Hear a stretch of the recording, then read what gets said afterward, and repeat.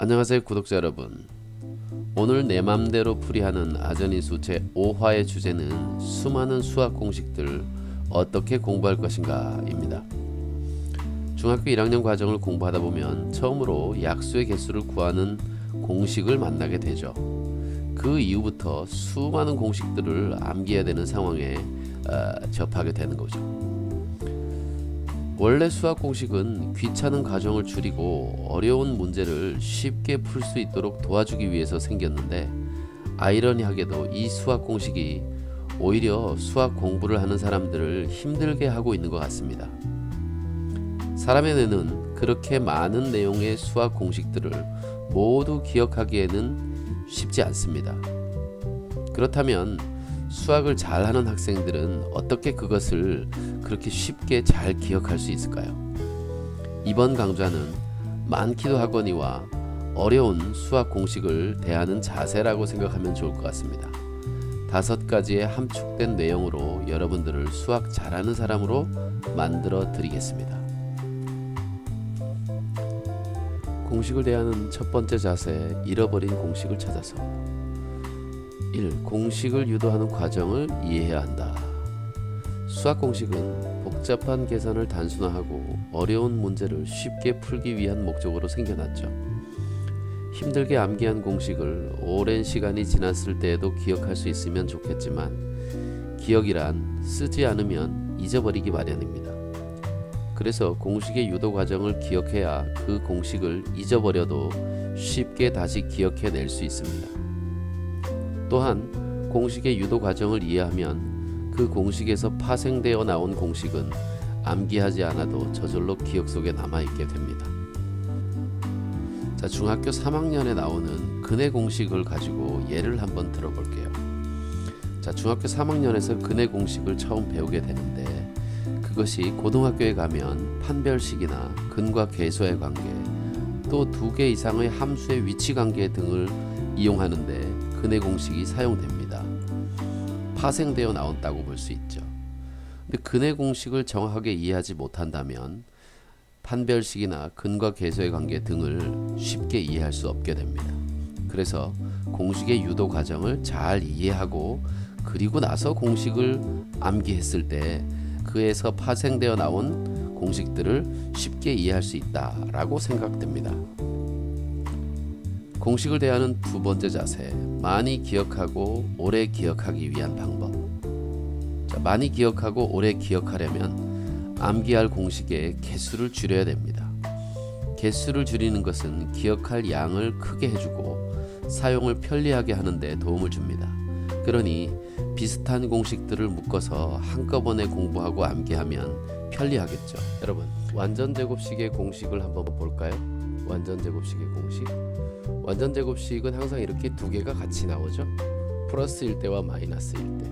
이 2개를 외워야 된다는 겁니다. 자, 이게 좀 어려워서 그런지 우리 선생님은 이렇게 2개를 적어주고 한꺼번에 적어주고 복부호 동순이다 이렇게 적어주는데, 복부호 동순은 또 뭘까요? 그죠? 자, 이게 문제인 거죠. 자, 그래서 이것은 어떻게 하면 좋으냐, 굳이 어떻게 기억하냐 하면 이렇게 보면 됩니다. 예를 들어서 적용을 한번 해볼 때요. 자, x 플러스 3의 제곱을 이 공식에다 그대로 적용하면 이렇게 되죠. 앞에 거 x의 제곱 플러스 2배의 x에다가 3, 그죠? 곱해주고 그 다음에 3의 제곱을 계산해야 됩니다. 자, 그래서 정리하자면 x 제곱에다가 6x 플러스 3, 3은 9 이렇게 완전 제곱 정리를 하죠.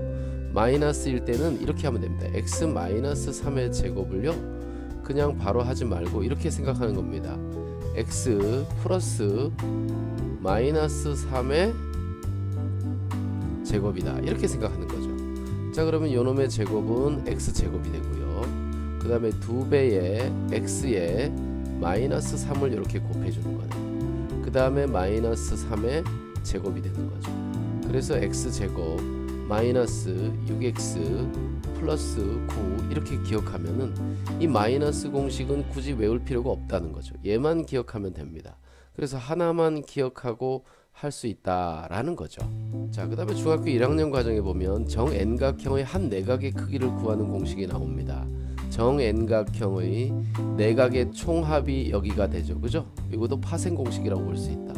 저 위에 있는 얘가 내각의 총합입니다. 이게 마우스로 쓰는데도 글씨가 영 신통치 않네요. 패드로 쓰는데. 자, 내각의 총합입니다. 그런데 정N각형이기 때문에 그 각들이 다 같아서 하나가 몇 개인지 알려면 n으로 나누면 되는 거죠. 자, 그런데 여기서 끝이냐? 그렇지 않습니다. 정N각형의 외곽의 크기는 이와 같이 되거든요. n분의 360. 그죠? 자, 그래서 내각과 외곽은 어떤 관계가 있냐면요. 자, 이게 정몇각형이 이렇게 몇각형인지 모르는데 이렇게 있다고 생각해 보세요. 이게 몇각형인지 모르는데. 자, 여기 내각과 외곽의 관계는, 자, 여기에 각이 있으면 이 바깥쪽의 각은 180 마이너스 이 별을 하면 되거든요. 그죠? 180 마이너스 별. 요쪽이 내각이고 요쪽이 외곽이거든요. 자, 그래서 외곽을 구하면 180에서 외곽을 빼주면 내각이 되고, 내각을 먼저 구하면 180에서 내각을 빼주면 외곽이 돼요. 서로 왔다 갔다 하는 거죠. 자, 그래서 내각이든 외곽이든 하나만 기억하면 된다는 거예요. 그런데 어느 것이 더 편하냐? 자, 여기 위에 있는 정N각형의 한 내각의 크기에 관한 식을 정리를 해보면 이렇게 됩니다. 분배 법칙으로 이렇게 곱해주면요, 180n 곱하기 n이죠. 마이너스 이렇게 하면 360이 됩니다. 360도. 도 표시는 뺄게요. 자, 그런데 얘를 이렇게 하트 모양으로 분수를 둘로 쪼개면 180 마이너스 n분의 360 이렇게 되죠. 자, 여기를 보면 얘가 외곽이거든요. 그래서 180에서 외곽을 빼면 내각이 된다는 거예요. 이 공식이 이 속에 있어요, 사실은. 자, 그래서 우리 외곽은 되게 구하기 쉽잖아요. 몇각형이지만 알면, 정몇각형인지만 알면 360에서 나눠버리면 되니까. 그죠? 자, 그래서 이렇게 외곽이 되는데, 이것이 반대로 내각을 구할 때는 180 마이너스 외곽 이렇게 하면 된다는 거죠. 그래서 굳이 여기에서 이 공식을 외울 필요가 없다는 거예요. 외곽을 알면 180에서 빼주면 내각이 나오니까. 그래서 이렇게 간단하게 할 수 있는데도 불구하고 책에는 항상 얘가 먼저 나오고 그 다음에 얘가 나와서 우리더러 두 개씩 외우라고 항상 얘기하는 거죠. 근데 이 두 개의 관계를 이해하면 공식의 개수를 줄일 수가 있습니다. 그래서 그 관계는 바로 이런 관계라는 거죠. 얘와 얘. 그죠? 충분히 이해되시죠? 이와 같은 방법으로 정리를 하면 공식의 개수를 또 한 번 줄일 수가 있습니다. 자, 공식을 대하는 세 번째 자세, 외우는 방법입니다. 한 번은 유도하고 한 번은 공식에 적용하라. 자, 이게 무슨 말이냐 하면, 공식을 공부할 때 문제를 가지고 유도 과정으로 그대로 따라서 연습을 해보고, 또 공식에도 적용을 해서 답이 같은지 확인해 보는 겁니다. 자, 이것을 직접 해야 돼요. 그냥 남이 하는 걸 보고 저렇게 하면 되는구나, 이 정도로 하면 안 됩니다. 보통 닥풀이라고 하죠. 닥풀. 닥치는 대로 풀어봐라. 이렇게 하면 훨씬 더 쉽게 그것을 이해할 수가 있습니다.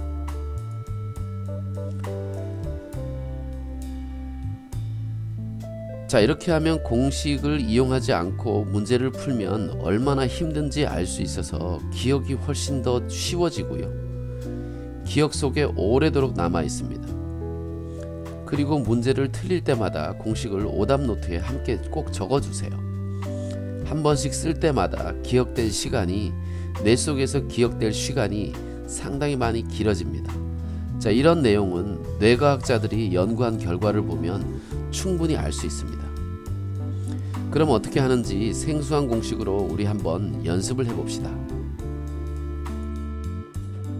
자, 여러분 이런 공식 봤나요? 부채꼴의 반지름이 R이고 호의 길이가 L일 때 부채꼴의 넓이는 2분의 1 RL이다, 이렇게 나타나죠. 자, 이거 유도 과정을 한번 보겠습니다. 유도 과정은 어떻게 되냐면요, 자, 이게 어려운 게 아니에요.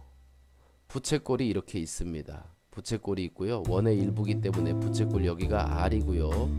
여기서 여기까지 호의 길이가 L입니다. 자, 그런데 여기를 잘게 쪼개요. 이거 초등학교 때 나오는 거거든요. 초등학교 때 원의 넓이를 이렇게 하잖아요. 지그재그로 붙여가지고, 그죠? 사각형을 만들거든. 지그재그로 붙여서 사각형을 만들어요. 그래서 여기를 아주 잘게 쪼개는 겁니다. 엄청나게 많이. 그래서 여기서 L1, L2 땡땡땡 해서 L 마지막 것을 L1억이라고 하죠. 1억 조각을 냈다고 합니다. 1억 조각을 냈다고 해보자고요. 그럼 얘는 조그만 삼각형들의 합이에요. 여기서 여기까지가 R이 되니까 아주 작게 쪼개면 삼각형이 된다는 거죠. RL L1 플러스 2분의 1R L2 플러스 2분의 1R L3 플러스 이렇게 해서 2분의 1 플러스 2분의 1R L1억 이렇게 조각을 내는 거죠. 자, 그러면 여기 2분의 1R, 2분의 1R, 2분의 1R 여기도 2분의 1R 똑같이 있으니까 2분의 1R이 되고요. 여기는 L1 플러스 L2 플러스 L3 플러스 땡땡땡 해서 L1억이 되는 겁니다. 1억 조각, 그죠? 자, 그런데 여기 L1부터 L1억까지를 더하면 그것이 L이 되죠. 그래서 2분의 1 RL이 된다. 이렇게 되는 거죠. 그래서 이 공식이 나온 거거든요. 자, 그런데 사실은 얘를 이제 이렇게 살펴보면 이렇게 이해하면 되게 쉬워요. 자, 여기를 R이라고 하고 여기를 L이라고 하면 얘를 삼각형처럼 생각하는 겁니다. 삼각형이 이렇게 있으면 밑변 길이 곱하기 높이 나누기 2 하면 이것의 넓이가 이 삼각형의 넓이가 되잖아요. 얘도 똑같아요. 여기를 밑변이라고 하고요. 밑변 L. 자, 여기를 높이라고 합니다. 근데 얘는 반지름이니까 R이 되겠죠. 그죠? R. 그죠? 그리고 삼각형이니까 앞에 2분의 1 이렇게 붙인 거예요. 그러니까 이게 넓이죠. 이게 이렇게 된다는 거예요. 자, 이게 당연한 거거든요. 왜냐하면 그래서 초등학교 때도 어떻게 합니까? 원이 이렇게 있으면은 얘를 이렇게 잘게 쪼개요. 잘게 쪼개. 그래서 지그재그로 붙여요. 왜냐면 얘가 너무 잘게 쪼개서 얘 삼각형처럼 생각이 된다는 거예요. 아주 잘게 쪼개면 지그재그로 붙이면 얘가 뭐가 됩니까? 이렇게 결국은 사각형이 된다는 거죠. 이 사각형의 넓이를 구한 게 초등학교 때 원의 넓이를 유도한 공식입니다. 이때 요 조각조각의 요 부분을 작은 것들을 바로 삼각형으로 처리한 거예요. 내가 여기서 이걸 삼각형으로 처리한다는 것은 초등학교 때 나온 수학 원리라는 거죠. 자, 이렇게 어쨌든 이렇게 유도할 수가 있고요. 이제 여기 반지름이 얼마인지 또 밑에 호의 길이가 얼마인지 이렇게 해서 적용할 수가 있습니다. 그래서 한 번은 이렇게 증명을 해보고 그 다음에는 이렇게 이용을 해보고 그랬을 때 간편하게 문제를 풀 수가 있고요. 여러분들이 이 비슷한 문제들을 여러 개를 찾아서 종류별로 딱딱딱 한 3번만 해보면 공식이 머릿속에 남아서 절대로 사라지지가 않습니다. 아마도 많은 분들이 틀림없이 이런 경험을 한 적이 있을 겁니다. 시험 볼 때는 분명히 맞았다고 생각해서 검토할 때 다시 살펴보지도 않은 문제가 어이없이 틀린 경우 많죠. 공식을 대하는 4번째 자세, 제대로 알고 적용하기. 공식을 적용할 조건을 정확하게 기억해라. 많은 학생들이 공식 앞에 적혀있는 조건을 놓치는 경우가 많습니다. 그 조건을 만족하지 못하면 그 공식을 쓸 수 없는 건데 쉽게 생각하고 공식에 대입해버려서 틀리게 됩니다. 그리고 꼭 이렇게 푼 오답은 딱 1번 보기에 있죠. 선생님들의 낚시질에 걸렸다고 생각하지만 조건을 생각하지 않고 잘못 적용해버린 당신의 실수랍니다. 예를 들면 이런 거죠. 자, 여러분, 제가 이 문제를 한번 뽑아왔습니다. 3의 제곱 곱하기 4의 제곱 곱하기 5의 세제곱의 약수의 개수를 구하시오. 이런 문제를 보면은 약수의 개수 구하는 공식을 적용하게 되죠. 약수의 개수 구하는 공식은 지수에다 1씩 더해서 곱해주면 약수의 개수가 되거든요. 중학교 1학년 때 거의 첫 부분에서 나오는 공식이죠. 이건 누구나 다 할 거예요. 그리고 이 문제를 어떻게 푸느냐, 이렇게 풀면 되겠습니다. 3의 지수가 얼마냐 하면 2고요. 4의 지수는 2고요. 5의 지수는 3이니까 2에다 1 더하면 3, 2에다 1 더하면 3, 3에다 1 더하면 4. 그래서 36개 이렇게 보통 구하게 되죠. 자, 이렇게 구하고 학생들이 틀리는 거예요. 왜 틀렸죠? 여기가 이 4가 소인수 분해된 게 아니거든요. 소인수 분해했을 때 지수에다 1씩 더해서 곱해주면 약수의 개수가 된다는 건데, 이게 바로 조건이죠. 어떤 면에서는 소인수 분해를 해야 된다는 거예요. 그런데 이건 소인수 분해가 아니라고, 생긴 건 비슷하지만, 그런데 이거 갖다가 그냥 이렇게 푸니까 당연히 틀리는 거고, 시험 채점하기 답안지 제출할 때까지도 자기가 틀린 걸 몰라요. 자, 이 문제는 실제로는 3의 제곱 곱하기 4는 2의 제곱이기 때문에 2의 4제곱 곱하기 5의 세제곱 이렇게 되기 때문에 지수에 1씩 더해서 3 곱하기 4에다 1 더하면 5, 3에다 1 더하면 4 이렇게 되죠. 그죠? 자, 그래서 요거 곱하면 20이니까 3이 60개의 약수가 있다 이렇게 알 수 있는 거죠. 완전 다르죠. 그죠? 완전 다르죠. 자, 여기 1번 보기에 딱 나오는 겁니다. 1번 36, 2번 40, 3번 60 뭐 이런 식으로 나오는 거죠. 그러면 여러분들은 이렇게 하고 1번이라고 할 가능성이 높다는 거죠. 왜? 조건을 기억하지 않았기 때문에. 자, 또 다른 문제를 한번 보겠습니다. x에 관한 2차 방정식의 개수가 유리수일 때, 여기 a, b, c 개수가 유리수일 때 한 근이 p 플러스 q면 나머지 한 근은 p 마이너스 q가 되는 거거든요. 그런데 이 개수가 유리수인 것을 확인하지 않고 그냥 문제를 풀면 안 된다는 거죠. 그죠? 자, 돌아가 보세요. 자, 여기를 보세요. 자, 여기에 개수가 유리수란 말이 있나요? 물론 여기 개수는 당연히 1이고요. 여기 개수는 2니까 얘네 둘은 유리수예요. 근데 이 a가 유리수란 말은 없죠. 그죠? 이 a가 유리수란 말은 없고, 보통 여기에 이제 유리수 a의 값을 구하여라 이렇게 하기도 하지만 여기는 상수 a라고 했어요. 자, 한 근이 이것일 때 다른 근은 1 마이너스 루트 3이다 이렇게 하면 100% 틀리는 거죠. 자, 여기는 두 근의, 여기서 두 근의 합이 근과 계수의 관계에서 두 근의 합이 a이기 때문에 여기서 두 근의 합을 구하면 2가 되고요. a는 2다 라고 생각하기가 쉽습니다. 개수가 유리수일 때. 그러나 여기 마침 보기에 2가 없네요. 그죠? 여기 2가 있으면 다 틀렸어. 응? 여기 2 있었으면 다 골랐을 거라고. 여기 1번 보기에 2번 2 써 있으면 자, 요렇게 탁 해서 두 근의 합, 똑똑하지. 두 근의 합해서 a는 2야 이렇게 해서 틀리는 거죠. 그런데 이것은 어떻게 생각해야 됩니까? 여기 이 a가 유리수란 조건이 없거든요. 그렇기 때문에 이런 방식으로 풀면 안 돼요. 자, 얘를 살펴보는 겁니다. 아, 여기는 두 근의 곱이 2예요. 곱이 2. 자, 얘랑 곱해서 2가 되는 놈은요, 루트 3 플러스 1이라고 생각해보면 루트 3 마이너스 1이 얘랑 곱하면 두 근의 곱이 2가 되는 수거든요. 그렇기 때문에 곱이 2가 되기 위해서는 한 근이 얘면 반드시 다른 근은 얘가 돼야 된다는 거죠. 자, 그럼 여기에서 요 a는 바로 두 근의 합이기 때문에 두 근의 합, 두 근의 합, 그죠? 두 근의 합, 두 근의 합이 a란 말이에요. 그럼 여기서 두 근의 합을 구했더니 2 루트 3이 되네요. 그죠? 자, a는 2 루트 3이다 이렇게 알 수가 있겠죠. 그래서 5번이 답이 된다 이렇게 알 수 있습니다. 자, 그래서 여기서도 마찬가지로 조건을 살펴보지 않았기 때문에 틀린 답 2를 구할 수밖에 없고, 답이 없다고 생각해서 엄청 헤맬 수 있겠죠. 자, 그래서 조건을 기억하지 않으면 이런 문제가 생긴다라는 것입니다. 공식을 대하는 마지막 5번째 자세, 공식으로 사고력을 키우기. 기억한 공식을 창의적으로 적용하는 연습을 하라.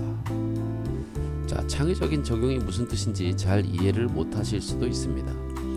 이게 무슨 뜻이냐 하면, 공식을 배울 때의 단원이 아닌 다른 단원에서의 문제를 풀 때에도 공식을 적용하여 풀면 좋다는 거죠. 이것은 공식의 원리를 잘 이해했을 때나 가능한 것입니다. 이렇게 문제를 풀면 공식을 오래 기억하는 것에도 도움이 되고, 신속 정확하게 문제를 푸는 데도 도움이 될 뿐만 아니라 수학적인 통찰력을 키우는 데에도 큰 도움이 됩니다. 간단한 예를 들면 바로 이런 것입니다. 숫자의 곱셈을 계산하는데 문제를 풀다 보면 수를 곱셈할 때가 많잖아요. 그죠? 나눗셈 할 때도 물론 있겠죠. 그런데 수의 곱셈을 할 때 곱셈 공식이나 인수분해 공식을 이용해서 암산을 하면 빠르고 정확하다는 것입니다. 그리고 곱셈 공식이나 인수분해를 기억하는 데에도 좋겠죠. 숫자에 관한 통찰력을 기르는 데도 큰 도움이 될 겁니다. 자, 그래서 기억한 공식을 여기저기에다가 막 적용하는 거죠. 해보는 거죠. 그러면서 자기 스스로 감탄하는 것도 좋습니다. 자기 스스로 와, 내가 이 공식에 이걸 적용했어. 아무도 이건 생각 못했을 거야. 그런 경우가 되게 많습니다. 그러면 공부하는 게 즐거울 수도 있겠죠. 자, 창의적으로 적용해라. 창의적으로 적용하는 문제는 이런 거예요. 우리는 소인수 분해나 분배 법칙이나 이런 것을 우리가 쉽게 사용하지 않거든요. 배우긴 하지만 문제 풀 때 사용하지 않아요. 근데 문제 풀 때 많이 사용해야지만 그것이 더 기억에 오래가고 계산도 단순해진다는 거죠. 자, 그래서 여기 25 곱하기 12를 계산하라고 하면 우리가 문제 풀 때 이런 게 나와요. 25 곱하기 12를 해야 될 상황이 생겨요. 그런데 대부분의 사람들은, 학생들은 25 곱하기 12를 이렇게 곱합니다. 그래서 2, 5, 10, 2, 4, 5, 1, 5는 5, 1, 2는 2, 그래서 300 이렇게 구하는 거죠. 근데 이렇게 구하지 않고요, 12를 둘로 쪼개는 겁니다. 4와 2로 쪼개요. 왜냐하면 우리는 이게 되게 익숙하거든요. 25에다 4를 곱하면 100이 된다는 게 엄청나게 익숙해요. 25 곱하기 4가 100이다. 그죠? 25 곱하기 4가 100이기 때문에 우리는 굳이 이런 곱셈을 하지 않고요. 요게 100이니까 거기다 3을 곱하면 300이구나. 이렇게 알 수 있습니다. 또 어떤 학생들은 제가 이렇게 하는 걸 봤어요. 자, 12를 10과 2로 쪼갠 거죠. 그래서 여기서 분배 법칙을 합니다. 분배 법칙을. 그러면 요렇게 곱하면 250이 되고요. 요렇게 곱하면 50이 돼요. 이거 암산으로 할 수 있어요. 그러니까 250 더하기 50 하면 300이 된다는 거는 누구나 다 알잖아요. 그죠? 요렇게 간단하게 계산하는 방식을 알아두라는 거죠. 그리고 활용을 많이 하더라는 거죠. 활용을 하면 그것이 바로 창의적인 적용이 되는 것이다. 그런 뜻입니다. 다른 문제를 한번 볼게요. 비슷한 경우인데요. 25 곱하기 7을 하는 거예요. 25 곱하기 7. 25 곱하기 7도 25도 우리는 익숙하다는 거죠. 4랑 곱하면 100이 된다는 게. 그래서 7을 4와 3으로 쪼개버리면 이건 100이 되고요. 요건 75예요. 그래서 175다. 금방 이렇게 알 수 있다는 거죠. 자, 우리 피타고라스 정리에서 식을 세우다 보면 이런 식이 되게 많이 나오거든요. 피타고라스의 정리라는 것이 이렇게 직각삼각형에서 빗변의 길이의 제곱은 나머지 두 변의 길이의 제곱의 합과 같다라는 게 피타고라스 정리잖아요. 그죠? 그래서 이걸 하다 보니까 이런 식이 많이 생겨요. 그런데 이것을 그냥 전개해서 풀지 않고, 자, 요렇게 좌변으로 이항을 해보면요, x제곱 마이너스 x 마이너스 4의 제곱은 88에 64 이렇게 알게 됩니다. 그런데 얘가 a제곱 마이너스 b제곱이에요. 우리는 인수분해 공식 a제곱 마이너스 b제곱은 어떻게 됩니까? a 플러스 b와 a 마이너스 b의 곱이라고 알고 있어요. 그죠?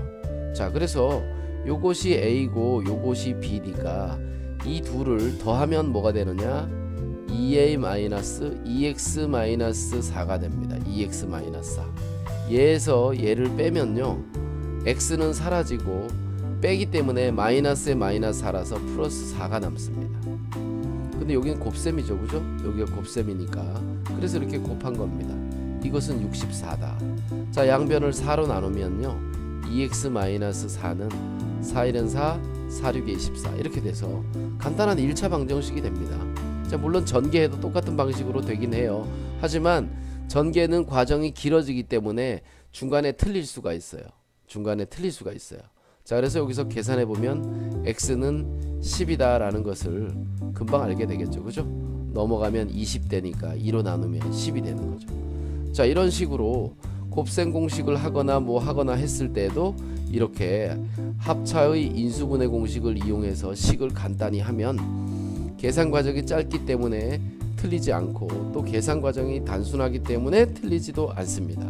자, 이런 창의적인 발상을 이용해서 문제를 푸는 것도 중요하다라는 것을 제가 말씀드립니다. 자, 오늘 수학 공식을 대하는 5가지 자세에 대해서 설명을 드렸습니다. 혹시 기억하시나요? 자, 첫 번째는 공식의 유도 과정을 이해해야 한다.